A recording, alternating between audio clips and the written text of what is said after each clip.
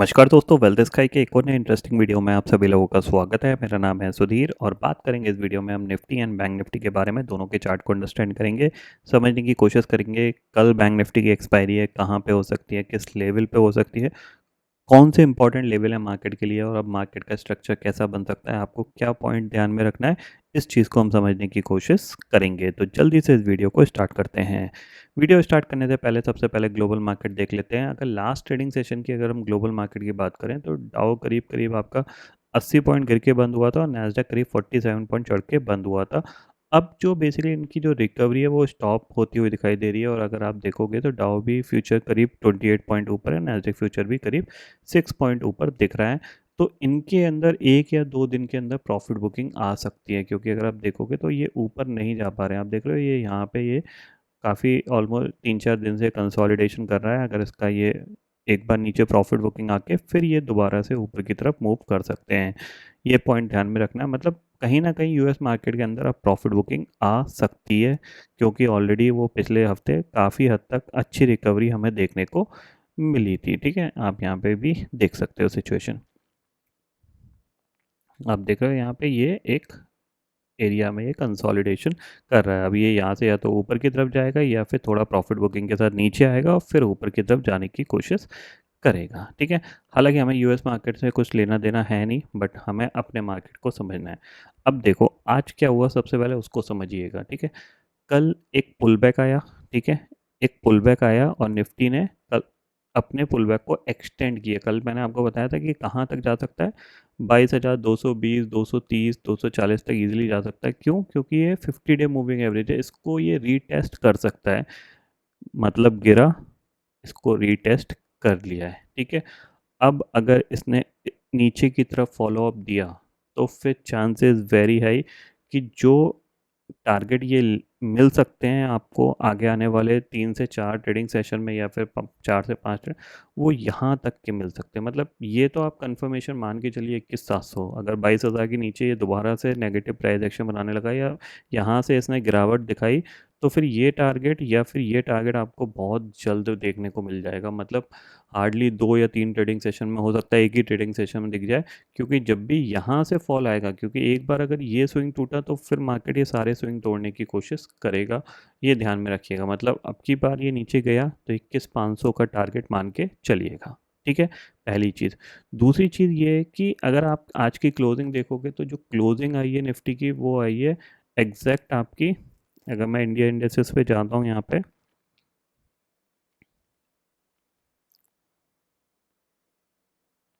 देखो ये यहाँ पे दिख जाएगी क्लोजिंग आई है 22,217 पे। 22,217 पे क्यों आई, जबकि ये पॉजिटिव दिख रहा था आज के दिन में, ऑलमोस्ट ये कंटिन्यू ऊपर की तरफ मूव कर रहा था। एक मिनट, थोड़ा नेट का इशू आया।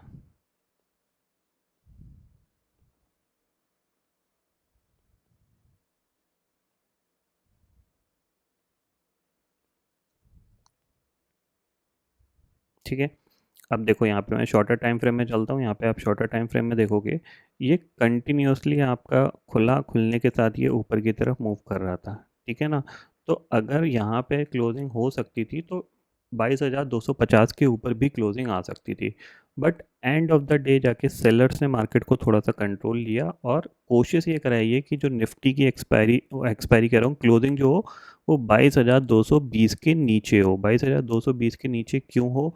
क्योंकि यहाँ पे क्या है, जो इसका 50 डे मूविंग एवरेज है उसका जो प्राइस है वो करीब करीब 22,225 के या फिर 22,220 है, उसके नीचे ही इसने क्लोज दिया है। ठीक है, पहली चीज़। दूसरी चीज़ यहाँ पे आप समझिएगा कि ऑलरेडी एक प्राइस एक्शन, मतलब एक लैक ऑफ सेलिंग हमें देखने को मिल गई है।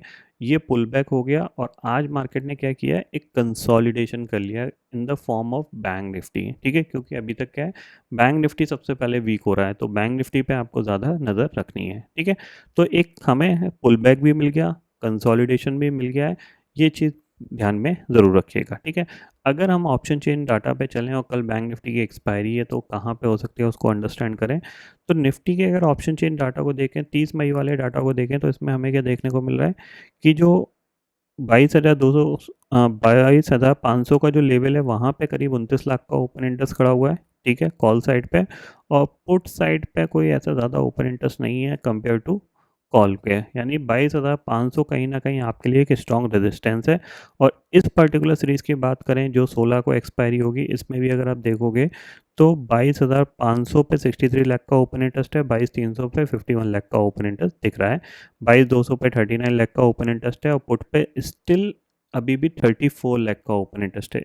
इसका मतलब क्या है, 22,200 के ऊपर निकलने के बावजूद जो पुट राइटर्स हैं उनको इतना कॉन्फिडेंस नहीं है, क्योंकि विक्स हाई है, ठीक है ना, विक्स हाई है। तो जाहिर सी बात है पुट राइटर थोड़ा सा ज़्यादा अपने आप को अनसिक्योर मानेंगे रादर देन कॉल राइटर्स की, क्योंकि मार्केट तेज़ी से नीचे आता है, तेज़ी से बहुत तेज़ी से ऊपर नहीं जाएगा। ये चीज़ मार्केट में थोड़ा सा रहता है, ठीक है। अब हम समझते हैं कल क्या हो सकता है, ठीक है। ये थोड़ा सा लॉजिक था जो मैंने आपको एक्सप्लेन कर दिया है, ठीक है। सेम चीज़ बैंक निफ्टी में, कल इसने पुल बैक दिखा दिया, ठीक है, और आज एक कंसोलिडेशन कर दिया है, ठीक है। अब ये जैसे ही नीचे की तरफ मूव करेगा तो फिर इसके पास जो टारगेट है, मेरा जो मतलब जो मैं अपना साइकोलॉजिकल टारगेट की बात करूँ तो वो मेरे लिए ये वाला हो सकता है, बट ये हो सकता है और भी नीचे चला जाए, क्योंकि इवेंट है और ये जो पूरा एक चैनल है, इस चैनल के लोअर हैंड तक भी ये जा सकता है। ये पॉइंट आपको ध्यान में रखना है, ठीक है। अब शॉर्टर टाइम फ्रेम की बात करते हैं, कल क्या हो सकता है। तो देखो सिंपल सी चीज़ है, 15 मिनट टाइम फ्रेम पे चलते हैं। सबसे पहले आपको मार्क कर लेना है लेवल ये वाला, ठीक है, 22,305। इसके ऊपर निकलेगा तभी हम पॉजिटिव रहेंगे, ये चीज़ हमने कल भी डिस्कस करी थी। 22,300 के ऊपर जब तक नहीं क्लोज होता तब तक हम नेगेटिव रहेंगे, ठीक है, ये पॉइंट ध्यान में रखिएगा।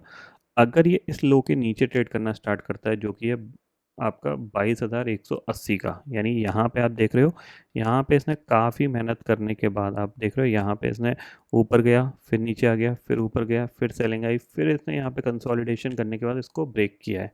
तो जाहिर सी बात है इसके नीचे यानी 22,180 के नीचे हम क्या करेंगे, सेल करेंगे। टारगेट हमारे पास होना चाहिए ये वाला, ठीक है, ठीक है, ये वाला टारगेट हम लेके चलेंगे, ठीक है।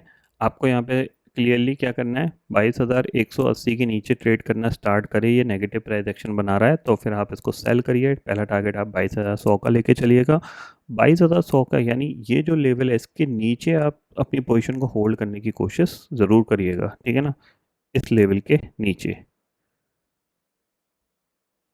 22,070 के नीचे। क्यों, क्योंकि ये फिर इसके बाद ये सीधा सीधा वन वे में ही नीचे आएगा, क्योंकि ये पूरी कैंडल हाँ, मतलब तुरंत ही डाइल्यूट हो जाएगी। तो कहाँ तक का टारगेट मिलेगा आपको, करीब करीब 21,950 का, ठीक है। ये पॉइंट आपको ध्यान में रखना है। 22,180 के नीचे आपको सेल करना है। टारगेट आप चाहे बड़ा लेके चलो 22,000 का सीधा सीधा, या फिर 22,070 का लेके चलो, ये आप क्लियरली समझ लीजिए। बाइंग का फिलहाल मेरा कोई मूड है नहीं, तो बाइंग के मेरे पास कोई लेवल है भी नहीं। सेलिंग का मैंने आपको यहाँ पे बता दिया है। कल बैंक निफ्टी की एक्सपायरी है तो इसको हम देखते हैं। तो इसके पॉइंट ऑफ व्यू से अगर हम देखें तो सिंपल सी चीज़ है, देखो सबसे परफेक्ट एरिया है। अगर आप यहाँ पे कुछ नहीं करो, ये देखो ये एक पर्टिकुलर एरिया है जो उस पे ये रेजिस्टेंस फेस कर रहा है, ठीक है। और नीचे अगर आप देखोगे तो अराउंड 47,700, या फिर आप एक्सपेक्ट कर सकते हो ये लेवल भी आप एक्सपेक्ट कर सकते हो। तो जाहिर सी बात है अगर ये 48,000 के ऊपर नहीं निकला, ठीक है ना, अगर ये 48,000 के, या फिर आप चाहो तो ये होप में इसको सेल कर सकते हो कि 48,000 का मेरा स्टॉप लॉस होगा, और अगर ये नीचे की तरफ मूव करना स्टार्ट किया तो राउंड फिगर इसका जो है वो है 47,500, इसके आसपास आके ये एक्सपायरी देने की कोशिश कर सकता है। चाहो तो आप यहाँ से इस तरीके से एक ट्रेंड लाइन भी खींच सकते हो, मान लो ये लो बना, इस लो से ऐसे करके एक ट्रेंड लाइन भी खींच सकते हो, ठीक है। तो कहीं ना कहीं आपको ध्यान रखना है 47,750 के नीचे अगर बैंक निफ्टी ट्रेड करना स्टार्ट कर दे तो फिर कुछ नहीं करना है, आपको 47,500 की पुट ले लेनी है, ज़्यादा दिमाग नहीं लगाना है, और उसको रखने की कोशिश करनी है। अगर ये नीचे चला गया तो बहुत अच्छा आपको प्रॉफिट मिल सकता है, ठीक है। 47,750 के नीचे ये ध्यान में रखना, क्योंकि आज पूरे दिन इसने इसी लेवल को होल्ड करने की कोशिश करी है, ये वाला, ठीक है। 47,750, 48,000 के नीचे ये ट्रेड जब तक कर रहा है हम नेगेटिव ही हैं, क्योंकि ऊपर अगर 48,000 के बैंक निफ्टी का पॉजिटिव पॉइंट बताऊं तो पॉजिटिविटी इसमें देखने को मिलेगी 48,200 के ऊपर। जब तक 48,200 के ऊपर नहीं निकलता तब तक यहाँ पे मैं प्योरली नेगेटिव हूँ। अगर ये 47,750 को नीचे तोड़ने की कोशिश करता है या उसके नीचे ट्रेड करता है, मैं इमीडिएटली शॉर्ट की पोजीशन क्रिएट करना पसंद करूँगा। पहला टारगेट 47,500 का लूँगा और हो सकता है फॉलोअप में ये नीचे की तरफ मूव करना स्टार्ट कर सकता है। ठीक है, ये ध्यान में रखिए। अब मार्केट के पास कुछ ज़्यादा ट्रेडिंग सेशन है नहीं, सही बताऊँ तो 8-9 ट्रेडिंग सेशन है, तो 8-9 ट्रेडिंग सेशन में हो सकता है 3 से 4 ट्रेडिंग सेशन में आपको बड़ा एक्शन देखने को मिल सकता है, either down side either up side. अगर नीचे गया तो हो सकता है एक आध बार रिकवरी भी आएगी। तो 1-2 दिन ये जो ट्रेडिंग सेशन है ये बहुत इंपॉर्टेंट है, थोड़ा सा ध्यान से रखिएगा। कोई भी नेगेटिव प्राइस एक्शन बनता है तो ज़रूर सेल करिएगा, ये पॉइंट क्लियरली समझ लीजिए। बाइंग के फिलहाल मैं मूड में हूँ नहीं, विक्स हाई है, जाहिर सी बात है अगर पैनिक बनेगा तो नीचे की साइड बनने के चांसेस बहुत हाई हैं, तो वो पॉइंट आप क्लियरली समझ के चलिएगा। ठीक है, ग्लोबल मार्केट की बात मैंने ऑलरेडी आपसे कर ली है। तो फिलहाल दोस्तों इस वीडियो में इतना ही है।